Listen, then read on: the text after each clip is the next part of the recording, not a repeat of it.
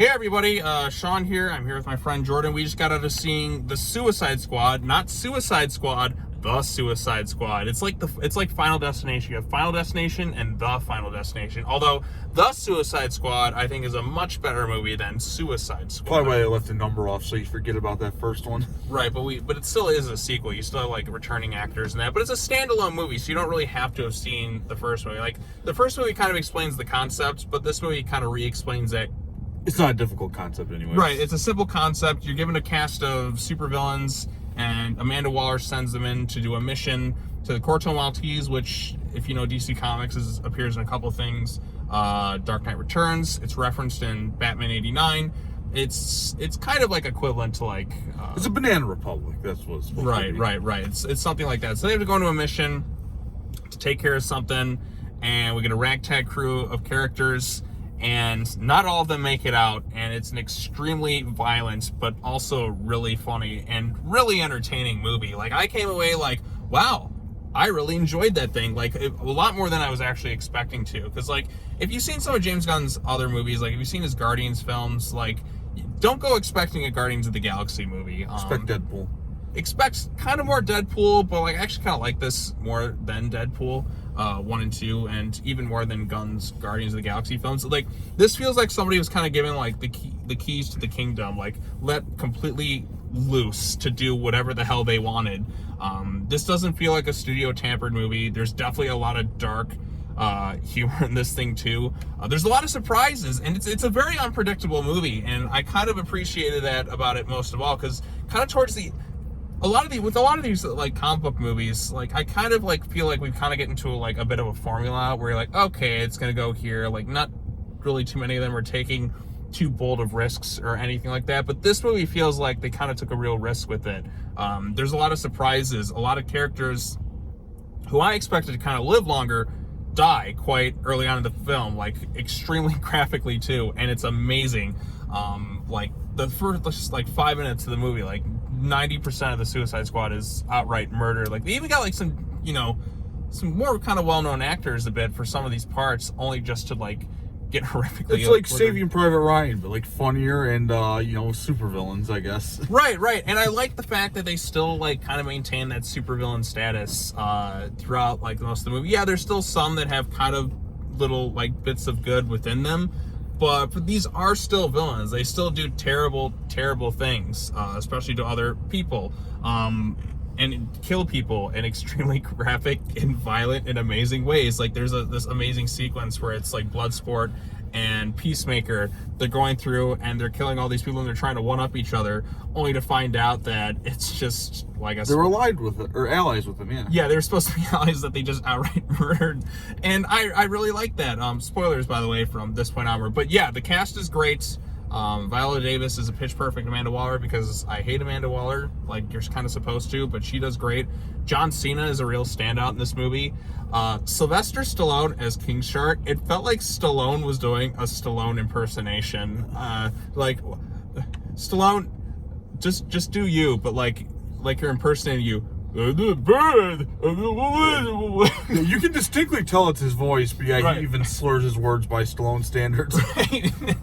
But it was really, really funny. Like, you really kind of grow to love King Shark. Starro's in there too.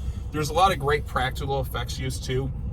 None of that shaky cam bullshit that we've seen in so many movies today. Like, I saw a lot of that in like Black Widow and Snake Eyes when we went to go see those movies. But this, like, the camera's in there. The camera moves quite well. You're really in on the action. There's a lot of blood. There's a lot of like gory, graphic deaths. Because these are villains. They're not heroes. They're going out of the way to kill people in extremely violent ways. But it's fun. Like, it's a very fun, entertaining movie. There is some sympathy you can kind of get out of some of these characters, and it goes in directions that even I wasn't expecting, because like it's not a very predictable movie, and a lot of these Cape films have gotten to the point where like you don't really feel any surprises anymore, but this feels completely unhinged, like James Gunn at his absolute like craziest outside of his trauma stuff. So yeah, what else did you think of the movie?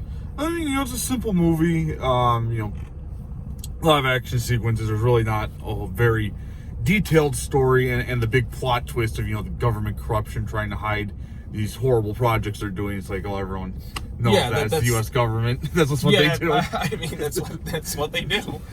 That's not really a surprise there, but like the surprises for me was kind of like who kind of lives and dies and like where their allegiance kind of lies sometimes with some of the characters. These are villains. They will definitely double cross you, and not everyone's gonna make it out of this thing alive.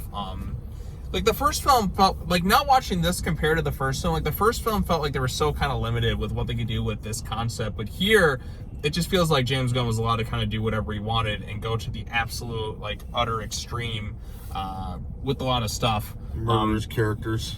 Yeah. Murders characters, like Pete Davidson gets killed. Captain Boomerang, who is one of my favorite members of the Suicide Squad, kind of outside of Harley, unfortunately gets killed off early on in the film. I mean, I kind of wish he was around just a little bit longer because I really like Captain Boomerang, but because he's also a Flash villain. But yeah, he gets it pretty badly. John Cena surprisingly gives a really solid performance too. Surprisingly, he's the greatest. I mean, like some of his movies he's not good in. What was it, Playing with Fire, The Marine? Yeah, but he kicks out at 2 every time, so you know. Right, even this one he kicks out of death. Yeah. So.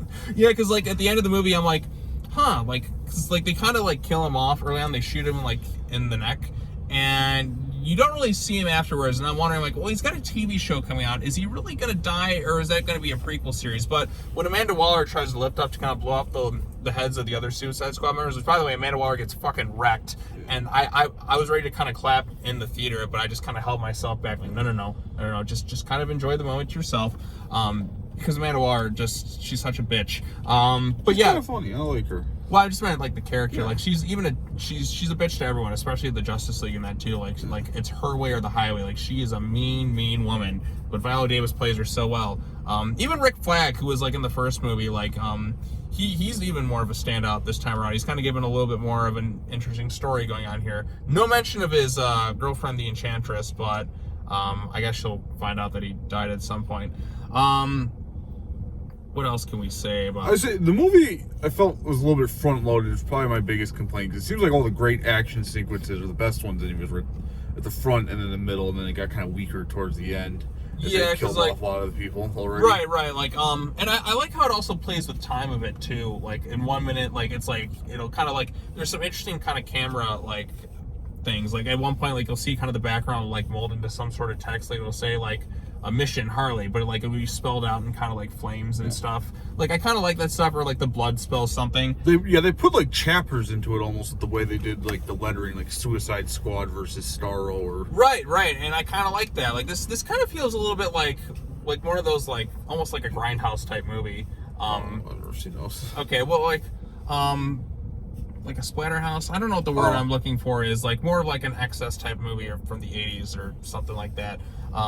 But yeah, it definitely gets kind of unpredictable with a lot of the stuff, and the action's great. The cast is really good this time around. There's a lot of funny moments with these people. It's just a fun movie to sit through, like from the beginning to the end of it. Like I thoroughly enjoyed this. This is one of the best films in the DC universe. Well, that's not a hard bar to beat, but it's one of the best comic book movies in the last couple of years. Like outside of this one, I really like this one, Joker and Shazam, and Infinity War. Like I haven't really liked any of the MCU movies since Infinity War, but I feel like Iron Man 3 is still the greatest. Shut the fuck up! Get out of here! Get out of my car now! This is way better than Iron Man 3, mind you. It has John Cena though. Oh God, does it John Cena? But the other one has the greatest rendition of the Mandarin of all time. So. Oh yeah, totally. Yeah, so great that they completely like in a short film like that's not the real Mandarin because we fucked up. Yeah, so it's not as good as that movie, but it's still pretty good.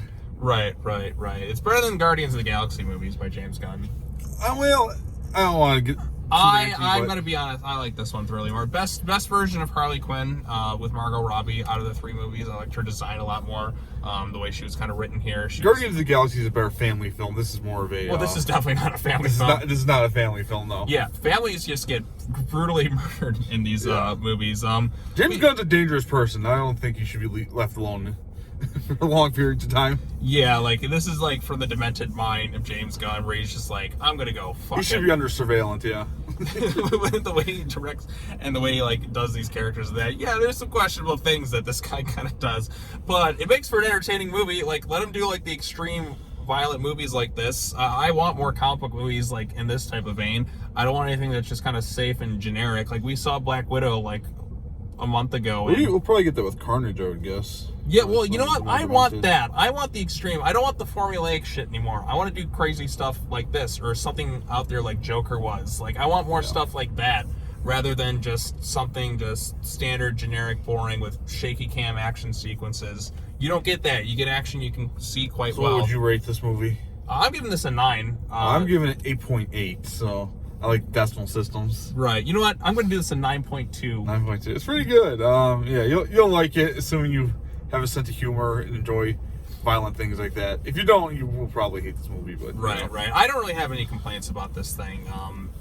Maybe it drags for a minute, but like it's paced quite well. Its runtime wasn't too bad. I think it was right. The actors are great. Like I have really no issues with this film. Like whereas Guardians, there's bits where I kind of like zone out. Like the second Guardians, I didn't quite care for. Maybe the main antagonist of sorts wasn't the best and most fleshed out, but it's kind of strange to say like because we're already like with a bunch of supervillains and like. But they don't have the strongest antagonists. Maybe that's kind of the one weak point of this film. Like, I mean, you have Starro, but you also kind of have the Thinkers kind of there, and they don't really do too much with it. That's kind of the one weak point. But that's not really like... It's kind of tough to do, like, both in a movie. Like, you don't really have a compelling antagonist. And I say antagonist because if you say villain, like, well, they're all kind of villains. The antagonist on antagonist fights were kind of weak, too. Like the Cena Deadshot one. Or Bloodsport. Bloodsport one. Like, it's very short. You'd think they would have let him go at it for a couple minutes. Well, you know what? John Cena will be back. Yeah, he kicked out 2 of a very dangerous bullet, so... Right, yep. Sorry for the non-wrestling fans. Right. But go check out the Suicide Squad. That's kind of all we really like and subscribe to his channel. Yeah, and like and subscribe. Oh wait, you don't have a channel. I don't have a channel. So you just show up on lots mine. of like and subscribe to mine. Yeah. Right. Yeah, subscribe to it. All right, that's all we got to say about the Suicide Squad before my phone runs out of memory space. Yeah, again. good job, Sean. Go delete your videos on here. Yeah, fuck it. All right, that's all I got to say. As always, take care now. Bye-bye then. We'll see you all in the next video. Peace. Go see the Suicide Squad. I really, really, really liked it.